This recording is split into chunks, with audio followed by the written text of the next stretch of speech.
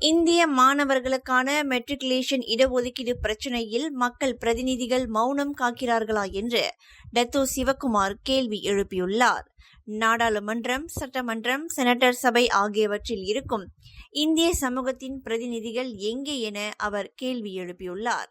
முன்னாள் பிரதமர் Dato Sri Najib Tun ரசாக்கின் ஆட்சியில் மெட்ரிகுலேஷனில் இந்திய மாணவர்களுக்கு 2200 இடங்கள் ஒதுக்கப்பட்டன. இன்றைய பிரதிநிதிகளை விட அப்போது மிக குறைவான பிரதிநிதிகள் இருந்தன. ஆனால் கூடுதல் இடங்கள் ஒதுக்கப்பட்டன. இப்போது அரசாங்கத்தில் பல்வேறு முக்கிய பதவிகளில் அதிகமான இந்திய தலைவர்கள் உள்ளனர். ஆனால் மெட்ரிகுலேஷன் சேர்க்கை கொள்கைகளில் குறிப்பிடத்தக்க முன்னேற்றம் அல்லது சீர்திருத்தத்தை நம்மால் காண முடியவில்லை என சிவக்குமார் விளக்கினார். பிரதமர் டத்தோ ஸ்ரீ அன்வார் இப்ராஹிம் தலைமையிலான ஒற்றுமை அரசாங்கம் SPM தேர்வில் 10A அதற்கு மேல் மதிப்பெண் பெறும் அனைத்து சிறந்த மாணவர்களுக்கும் இனம் அல்லது பின்னணியை பொருட்படுத்தாமல் உயர்கல்வி கூடங்களில் இடங்கள் வழங்கப்படும் என உத்தரவாதம் அளித்தது.